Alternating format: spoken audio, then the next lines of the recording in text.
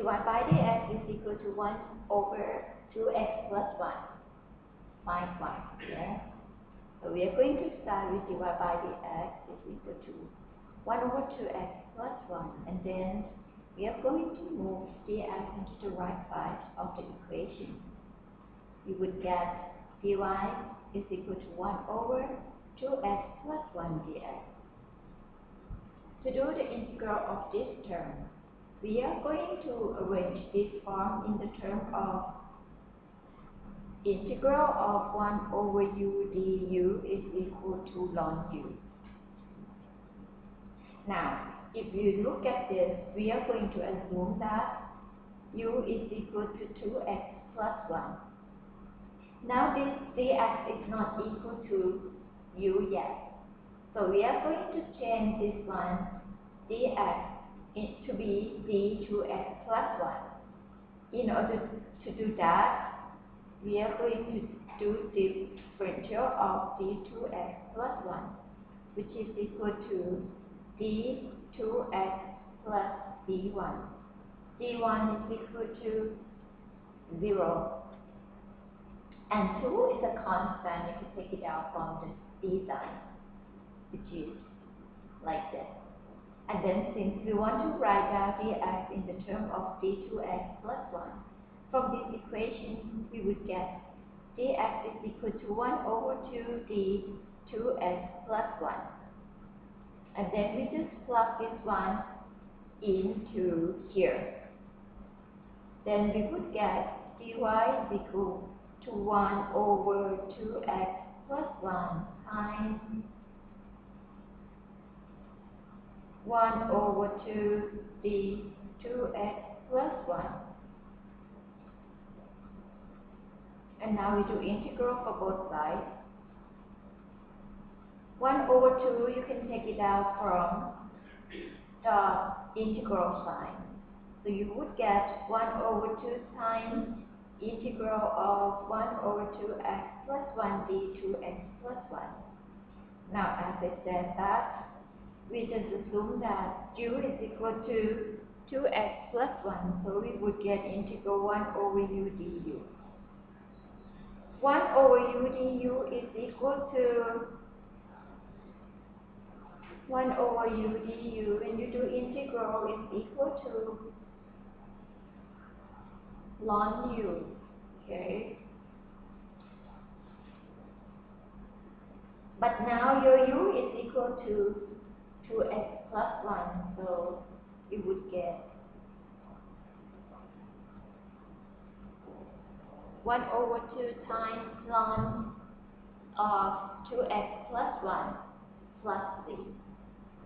The reason why I got to put the absolute sign to the 2x plus 1 because we can't find the value of ln of negative number.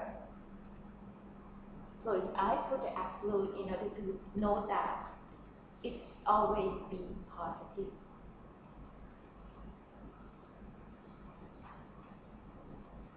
Is well,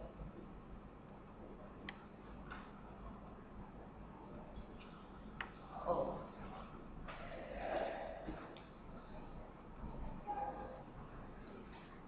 If we have dy by dx is equal to 1 over x squared minus 1.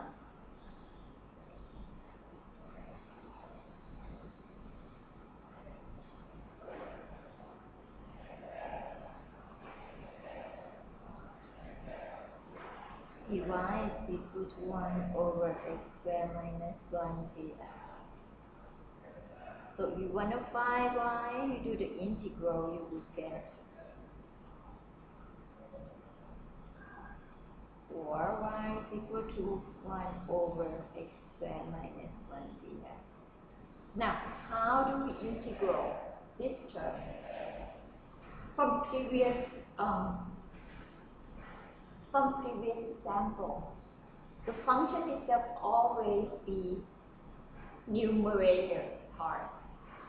But now if you have kind of like a fraction of the function, you have denominator and you have nominator and denominator. Now the function is in the part of denominator, ตัวหาร How can we do integral for this term? And it's coming as the power function of x, of independent variable. How do we integral this term? If it is coming this way, you got to consider that whether it can separate into two terms or not. But this one, can you?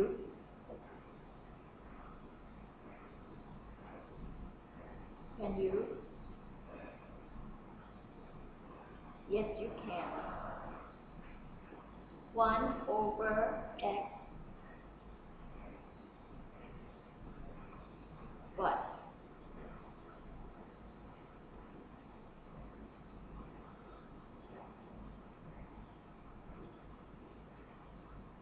Can you make it into two terms like this? X squared minus 1, what do you get?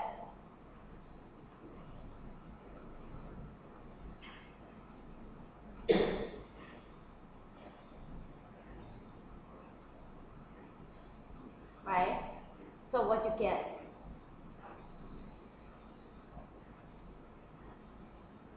I'm sorry. What you get? X. Yep, we have x squared minus 1. So we can make it into two terms, which is x minus 1 times x plus 1. So that means this function, you can separate it into two terms. In that case, the way that you are going to do integral, you are going to use the partial fraction method technique.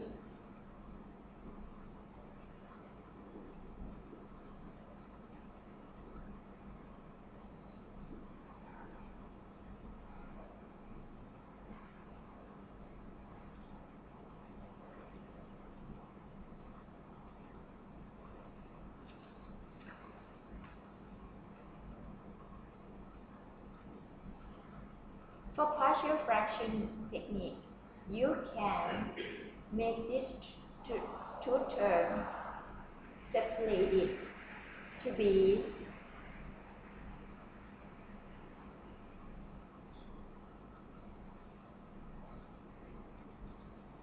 if you can find A1 and A2, which is constant number.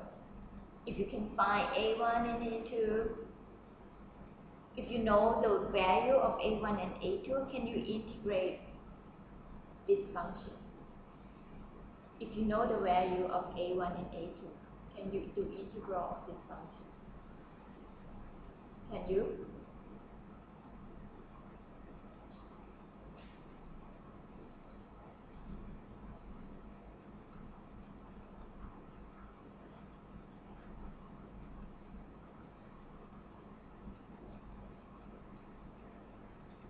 Right? Can you do integral this one? You got to change dx to be dx minus 1. And this one also, you got to change dx to be dx plus 1.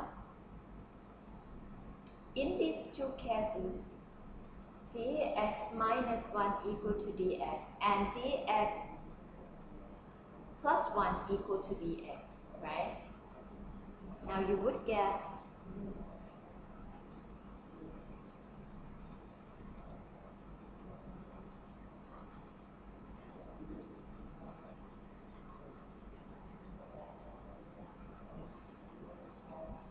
integral 1 over u du equal to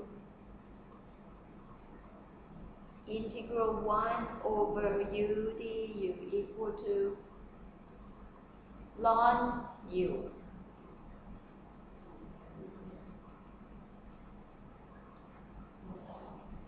Integral 1 over v dv equal to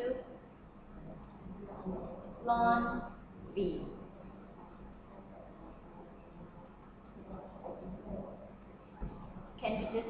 like this? No, you can't. You got to find the value of a1 and a2. But this is a technique to find the integral of this type of function. You got to separate it into the x to the power 1 term, and then you're going to use the partial fraction technique. In this technique, you've got to be able to find a1 and a2. Now, the way to find a1 and a2, we have the formula for you. They are divided into, I guess, four cases. To find the value of a1 and a2, they have 4 cases. But I'm going to give you the formula for the first case, which is the simplest one.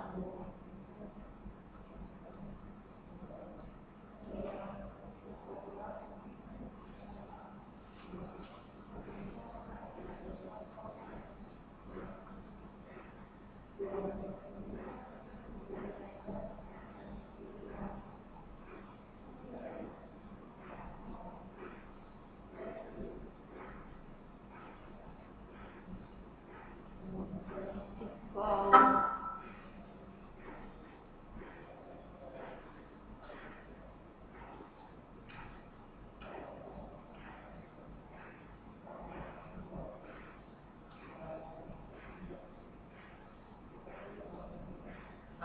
if we have the root of the function as a real number and unrepeated, I would write it in the general form.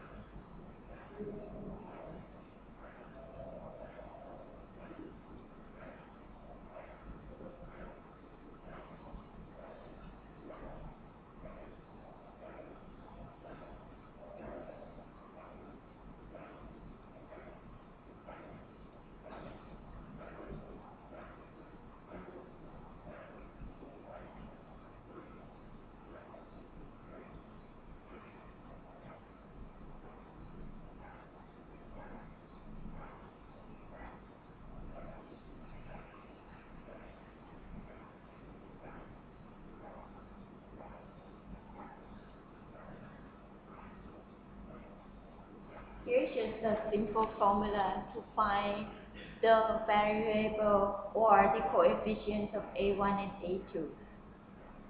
I just put it in the general form for you in case that we have a more than 2. Okay, have n value of a.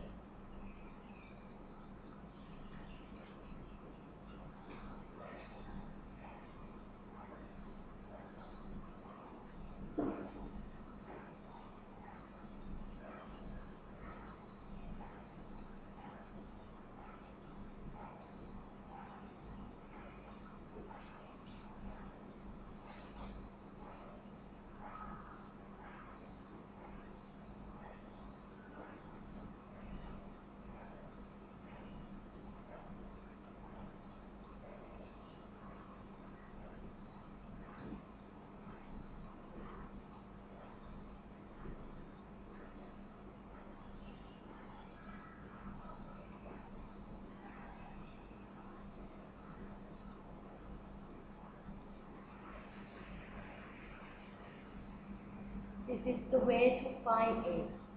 Each a, I is just start from 1, 2, 3 until n. So if we have the function like this, and the denominator term can be separated into n term like this, Okay, if we want to do the fraction, the partial fraction method, we got to check whether R1, R2, until Rm are the same or not. If part of them the same, for example, R1 and R2 have the same number, but R3 until Rm is not the same number, you cannot use this case. You cannot find A1, A2 until Am by using this equation. If you want to use this equation, R1, R2 until Rm, they are got to be different number, and it's got to be real number. And the way to find A1, you just put I equal to 1. You can find it from the limitation of x times the value of R1 times P. What is the P? P you can put the one that I do the star. You put this P in here. And then you put the x equal to R1 into this equation. You would get the number of A1. If you want to find A2, you put x to the R2 there. And then plus x equal to R2 into this equation, you would get A2. So you do the other one, so on. The same thing, the same way that I do with the A1 and A2. Now, take a look at our example. Now, because our example is kind of simple, we have only two values of R, which is what? R is equal to -1 and +1, right? Our R is equal to minus and +1, right? We have this.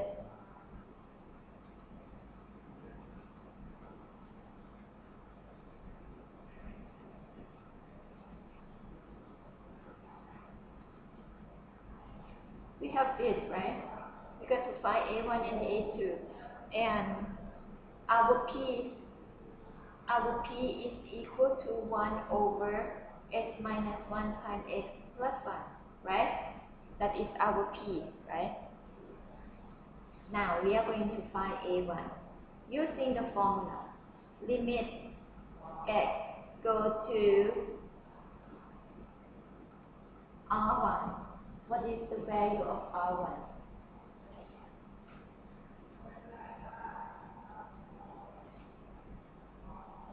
What is the value of R1? It's the root of this term. What is the root of this term? 1. X minus R1 times P. And then you plus x equal to 1 in here, you will get A1 is equal to 1 over 2. Now to find A2, the root of A2, x equal to, you said x plus 1 equal to 0, x equal to -1. Now up here, you would get x plus 1 times P 1 over x minus 1 times x plus 1. Now you plug the value of x equal to -1 there. So A2 is equal to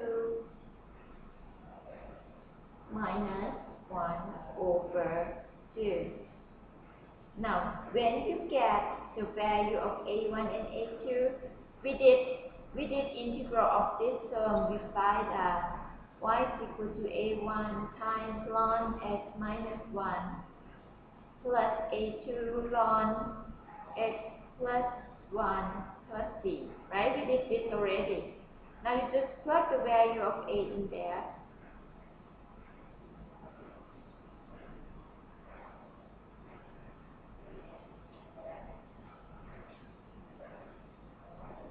That's it.